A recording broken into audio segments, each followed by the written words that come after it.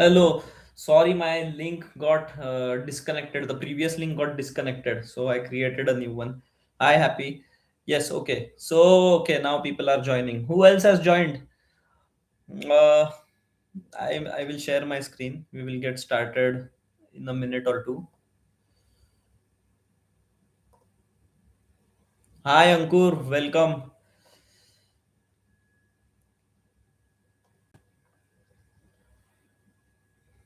Okay. Is my screen visible? Is my audio good, clear? Is my voice clear? This time, no. Uh, what do you say? No internet issues, correct? Okay, cool. So कल I think हमने एक live webinar किया था और उसमें I think I was not able to मतलब identify this count and उस time पे मतलब because yesterday only we got this impulsive pull back. So that time I was till that time I was of the impression I was calling this as wave 3 down and giving it a last chance, saying that okay, one last time we will call this a wave, smaller degree wave 2 of wave 3.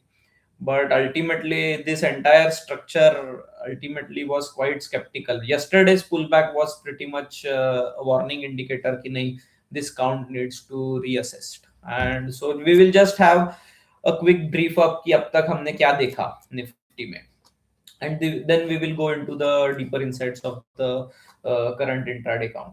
So far since the 2024 top, we got a triple correction which formed an A wave of a bigger sideways consolidation correction. I think this is very clear to you all.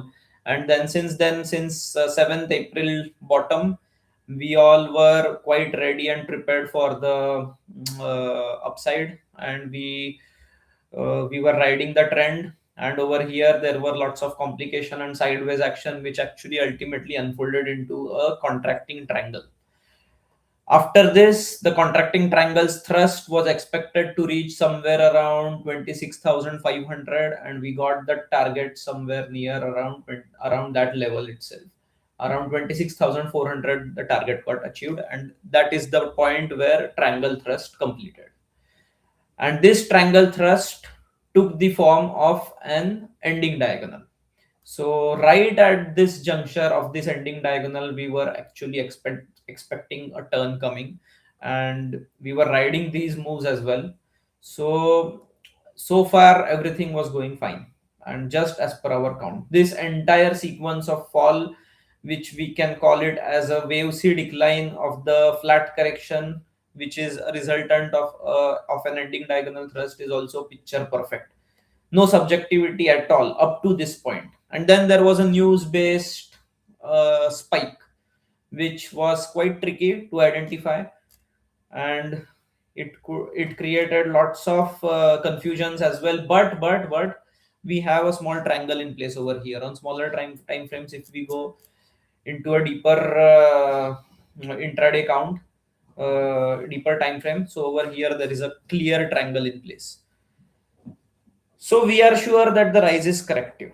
And then over here it gets a little complicated. And so far we were fine up to here. We were riding well.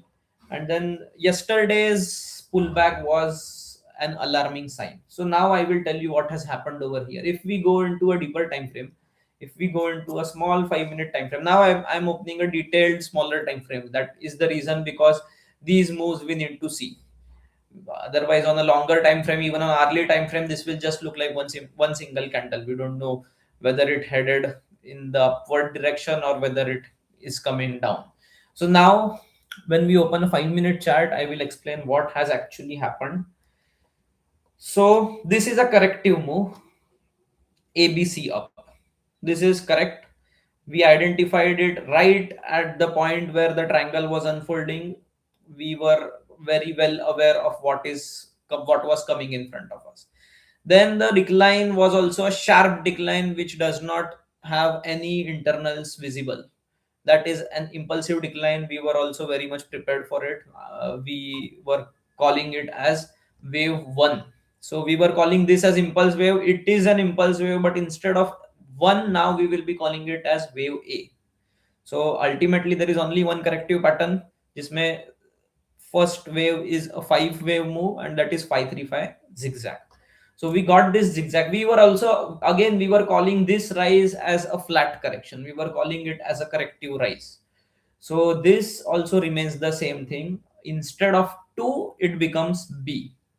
Now zigzag 5, 3, and 5. We were also calling this decline as an impulsive decline. We were calling it the beginning of wave 3. We were calling this 1 of 3. But now here we will be calling it as wave C. Over here, this entire move, I will label it as a zigzag, which is ABC.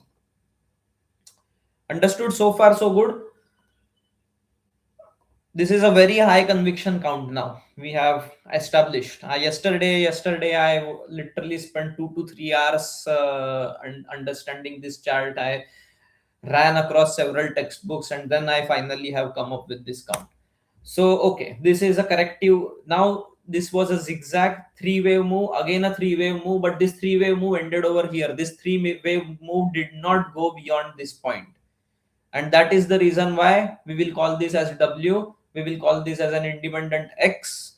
And then what we have got over here, again, we were actually doing very well. It's just that we were calling these impulse corrections a part of a bigger impulse wave. Instead, now we are putting it into a corrective pattern. And now this is also, I had actually very much told you guys that this is a triangle, and the entire rise is corrective. It's not an impulsive rise. So again, this is also a corrective rise. This is a 3-wave. This is a double correction. I'm calling. This is not a zigzag, but this is a zigzag family ka double correction, a sharp correction, but a 3-wave move. And then we saw a decline. This decline was a little tricky. Whether to call it an impulse wave or not was slightly tricky. On this time frame, it's very difficult to identify whether differentiate between an impulse wave or a corrective wave.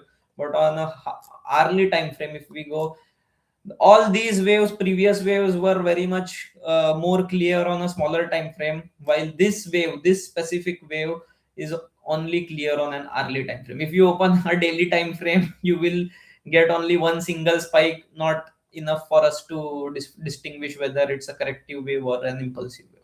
Only and only in an hourly time frame we can tell that this is actually a zigzag correction. So over here, this is a 3-wave move up, 3-wave move down. This becomes A, and this ultimately reached the exact start point of C, a start point of A. So ultimately, this is forming a flat.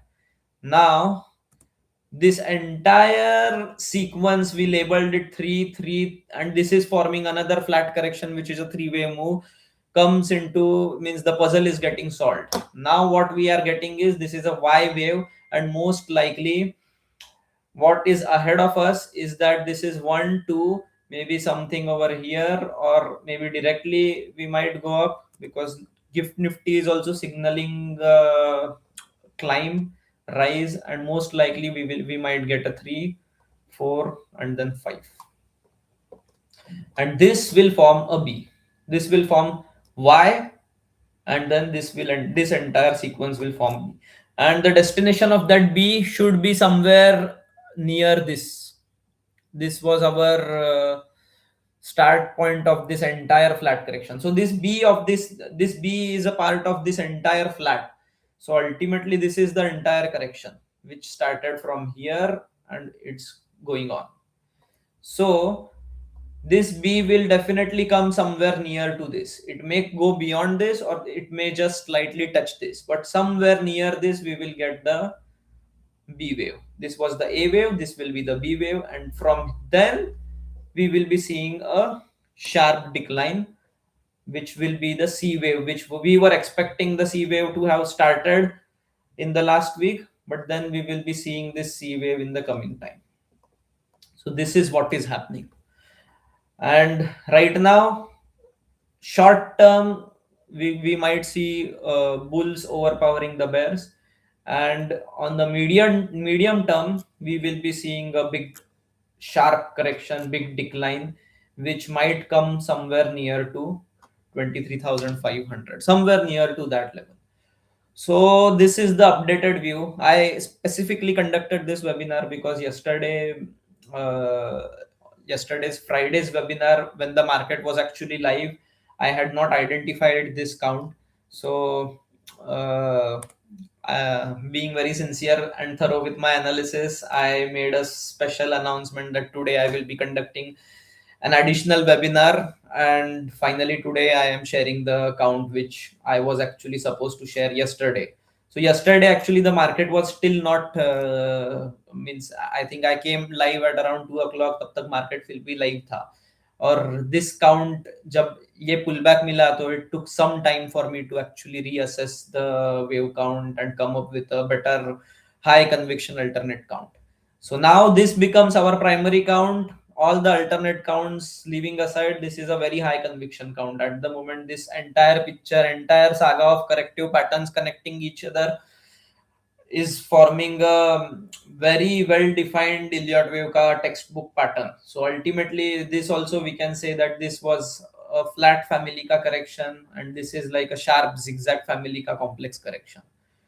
So at both these A and B are alternating with each other, and this is most likely to happen. We will head somewhere near the all-time high, and then again we might see a decline, and that decline could be the major turning point in our Nifty 50, and that will uh, take the index down maybe somewhere up to 23,500. Okay, so I think hope you guys understood this count. If you have any questions on this count or any doubts on why I labeled a specific wave like this, like that, you can leave your query in the chat box. I will answer a few queries in the next 5 minutes.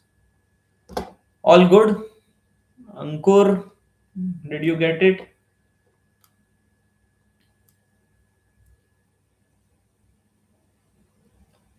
If you guys don't have any questions, then we can wrap it up.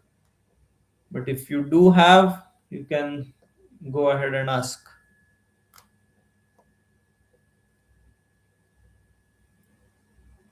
Anybody?